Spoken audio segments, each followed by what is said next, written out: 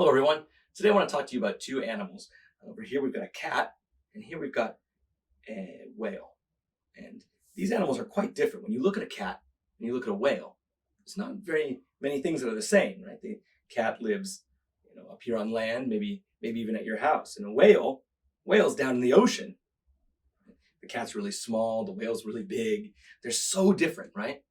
But actually there's a lot that's in common. And these two animals, even though they're so different, they're both in the same animal class. So let's talk about that really quickly. And then we're gonna look at animals, look at the cat and the whale and decide, how are they the same? How are they the same? So, all right, first things first, let's talk about these different animals. Now we have a word for all living things. It's organism. An organism is a living thing that's made up of many different cells that do different things. So the cells are like the tiny pieces of us, right? We've got, skin cells and lung cells. So anyway, we've got here a picture of it looks a little bit like a tree. You can see it starts over here and then it kind of branches out like the shape of a tree. We can find a lot of different animals over here. We've got the mammal section over here, birds, arthropods, reptiles over here, amphibians over there. And if we start branching off earlier, we've got some kind of peculiar animals like a sponge or something like that down there. Not a sponge for doing your dishes, but a sponge that lives in the ocean. So if the earth is full of all these different organisms, how do we group them together so that we know what we're talking about and how we can understand which organisms are sort of the same and which are different and how they're the same? Well, the way we do that is through classification. Classification means basically just taking a group of animals and looking at a bunch of different organisms and deciding what things they have in common, what things are the same between those different animals. So here we can see there's a bunch of different animals here. There's two different dogs, a cat, a bird here, a fish, a frog over there. And these animals have things that are the same about them and things that are different. Even though, this fish and this dog, they're quite a bit different, but they still have some things in common between them. So what scientists do is they look at animals and they try and decide what are some of the things that are the same and what are some of the things that are different about those creatures. And then once they do that, once they look at that, they break them up into some groups called kingdoms, and then from there down into other groups. So today we're going to be looking at some of these animal classes, and then we're going to look at them and decide with a cat and a whale how they're the same. All right, so the one we're going to focus on today are the mammals. Right now, there's a bunch of different classes, but for this video, what we're talking about are mammals. So here we go. Mammals have a backbone. The backbone means your spine, the bones that run from your head down your back. And it's got lots of little pieces and it helps us move and, twist. And it has a lot of important jobs to do. It carries our nerves so that, when I touch something with my hand, if I feel it in my fingertips, what's happening is the nerves in my fingers are sending a little message, beep, beep, beep, beep, beep, beep, beep, beep, beep, and it's going up my arm and it meets up into my neck, into that spinal cord, and it goes up into my brain. So having a backbone, all mammals have a backbone. That's part of their group. Okay. Mammals are warm-blooded. Now that doesn't mean that their blood is warm, actually. What warm-blooded means is that they have to keep the same body temperature. So humans, we're warm-blooded. We have to keep about the same body temperature all the time. If we get too cold and our body temperature drops, we can get sick. And if we get too hot and our body temperature rises too high, then we can also get sick. So mammals have to control their own body temperature. We have to keep the same temperature no matter where we are. And our bodies have some things to help us do that. Like, if it's really hot outside and you're exercising, you start to sweat. And sweating, it helps your body cool off. And so that's a sort of a trick that mammals have learned that helps us keep our same body temperature all the time. So that's important, keeping the same body temperature. Sometimes we call that warm-blooded, and sometimes we call that endothermic. It's two words that mean the same thing. Keep the same temperature all the time. All right, down here, mammals have hair. Now, having hair, that's true, mammals have hair, but it's quite a bit different, right? Because if you imagine, like, for example, a wolf is covered in thick, furry hair. and an elephant. An elephant has some hair, but we don't really think of elephants as hairy animals, right? They're not really covered in hair. It's mostly just skin. So some mammals have more hair than other mammals, but they all have something like hair. Now, in some other cases, the babies have hair, and then as they grow up, some of the hair goes away. There's some animals like that too. So they might have hair, but that doesn't mean that they're covered in fur like this lion with its thick mane of hair, or this bear, super furry, that bear. A rhinoceros over here, like in that picture, we don't usually think of that as a very hairy animal, but it's still a mammal. All right, the next one's very important. Breathe with lungs. Right? You've got lungs, I've got lungs. That's what helps us pull the oxygen from the air to bring it into our body and to pass it off into our blood to carry the oxygen around our body. And all mammals breathe with lungs. So if a mammal lives in the ocean and there's not really a lot of oxygen, there's not air in the ocean. So the mammals that live in the ocean or in lakes or something, they have to swim up to the surface to take a deep breath, and then they can swim back down again. But they're not like a fish. A fish can sort of breathe the water. The water can go into its body and it can pull the oxygen out of the water. Mammals can't do that. Mammals have to come up, take a deep breath, and then they can swim back down. All right, down here, the next one, produce milk for their young. All right, yeah, so mammals, the babies drink milk from their mother, right? So all of these animals on here, on this page, all of the mothers make milk for the babies when they're young. And you can see that with cows, for example, right? And not just the baby cows drink the milk, we collect the milk so that we can drink it too. But all of these animals on here. Now, we know a lot of, you drink cow milk a lot. Some people drink, even goat milk or sheep milk, or make cheese out of that. But we don't usually drink zebra milk. I've never tried that before, or rhinoceros milk. I don't know how good that would be. Doesn't sound very good to me. But yes, all mammals produce milk for their young. All right, and the last one here, all mammals give birth to live young. What that means is that when the baby is born, the baby comes out as a crying baby that is alive, right, from the mother, and not like eggs. When the eggs come out of the mother bird, inside there, the baby, if it's a chicken, for example, the baby chicken is still growing inside that egg. It's not, it's alive, but it's not, out moving around and crying and talking yet, right? The mother still has to sit on that egg for a while, keep it warm, and then help it hatch later on. So, but with mammals, when the babies are ready to be born, they come out of the mom and they're already, moving around. Now, not all babies can walk right away. Some animals can walk pretty quickly, but human babies, it takes a long time. Maybe almost a year or about a year or something for a baby to walk. If you have a baby brother or baby sister, maybe you've seen that. First just laying on the ground and then starting to crawl and then walking. But some other animal, like deer, they can walk a few hours after they're born.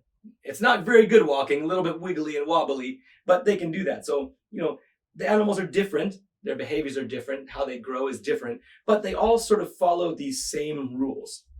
Okay. Now, if we look at this picture, we've got a lot of different kinds of animals here, but they're all mammals. So, okay, here we've got a zebra, we've got a lion, we've got an orangutan here, we've got an elephant, there's a bear, here's a koala, this is a red panda, and a tiger. We've got a rhinoceros over here.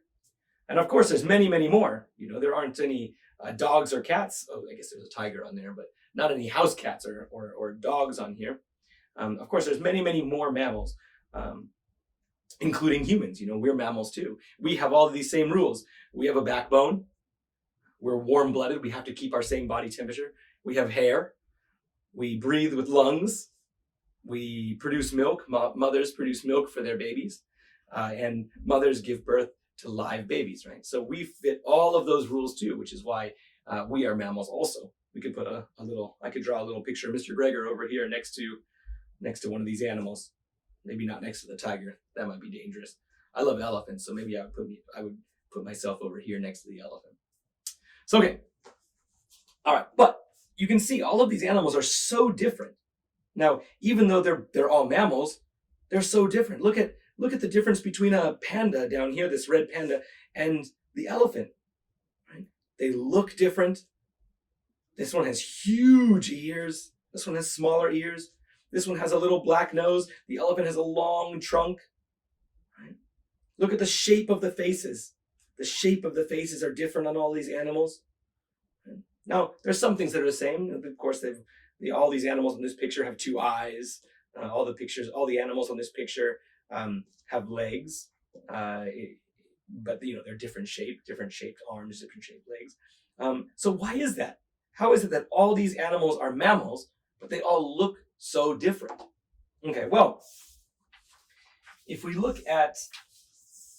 go back to this picture of the organisms, we kind of look at down here. This is the simplest organisms, only a few little cells.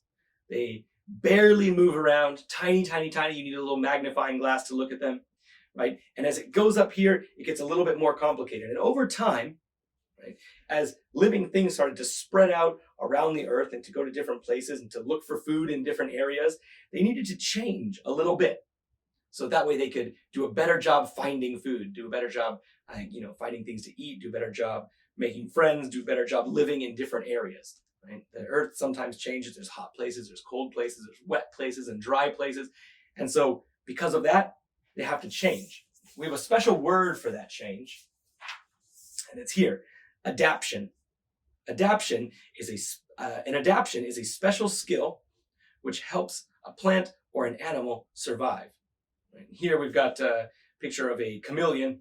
A chameleon is not a mammal. It's not a mammal, but I think the reason they put the picture of the chameleon here is because if you know anything about chameleons, they change colors, right, depending on what they're close by, and they do that so that they can hide because they don't want any animals to come and eat them. And if they can hide, they can also help them catch their food too, because they like to eat things like bugs and stuff like that. And if they can, blend in with the things that are around them, maybe the bugs won't see them coming and they can catch the bugs a little bit easier. So an adaptation means a change, some little change that helps an animal do a better job staying alive, helps them find food, helps them live in the environment that they live in, helps them meet other animals, something like that, helps them communicate maybe. So an adaptation. So now there's many different kinds of adaptations. One really cool type of adaptation is camouflage. Down here we've got a stick bug, a stick insect, and this stick insect is also not a mammal. No hair, no lungs. They don't follow those same rules as mammals. But a stick insect is a good example of camouflage because it blends in with the environment around it. Right now, there are camouflage. Some mammals are also camouflage. There are bunnies that live up in the Arctic, and in the wintertime, the whole area where they live is covered with snow and ice. And what color is snow and ice? Can you think of it? White. So what color do you think the bunny is in the wintertime? I hope you said white. That's the correct answer, because a bunny is, they're always worried about getting eaten, by foxes and things like that. So if they can hide easier in the snow by blending in, if the snow is white and the bunny is white, the bunny can kind of hide in the snow, right? And then the fox would have a harder time looking for it. But in the summertime, some of that snow melts and the ground is, brown and there's rocks and things like that. So in the summertime, those bunnies, their white fur falls out and their brown hair grows in. And so that way, when they're hiding from the foxes in the summertime, they are also blending in with the things around them. So not just stick insects have camouflage. Many different animals have different ways of camouflaging themselves, hiding. And that's just one type of adaptation. So let's go back to our picture here of the cat and the whale.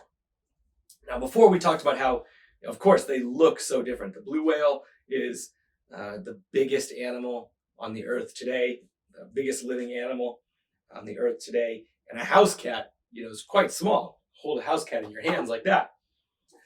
So how are they the same? Because they are both mammals, actually, which means they have the same things in common. Can you tell me one of those rules? Can you remember one of those rules? All mammals have to have something. All mammals have to, let's see, all mammals have to eat pizza? No, that's not true. All mammals have to ride a bicycle? No, that's not true either. Can you remember one of our rules from before? All mammals have, let's go through a couple of them. All mammals have to have milk for their babies.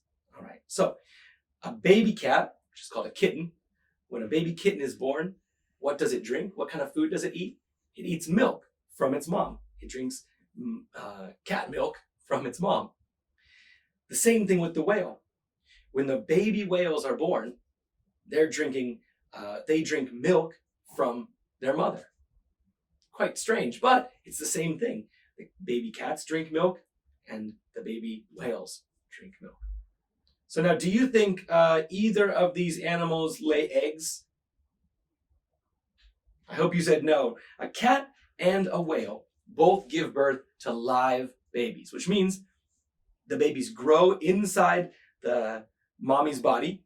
And when the baby is ready, when the baby is all developed and ready to come out and start to swim around or run around and live out in the world, the babies come out and they're all ready to move around and start eating and things like that. They're not living inside a little egg or anything like this. So both of these animals give birth to live babies. Now, another important one, what about the breathing? Do you remember how mammals breathe? What did I tell you about that? Do they have gills like a fish? Well, this one looks like a fish, but it does not have any gills.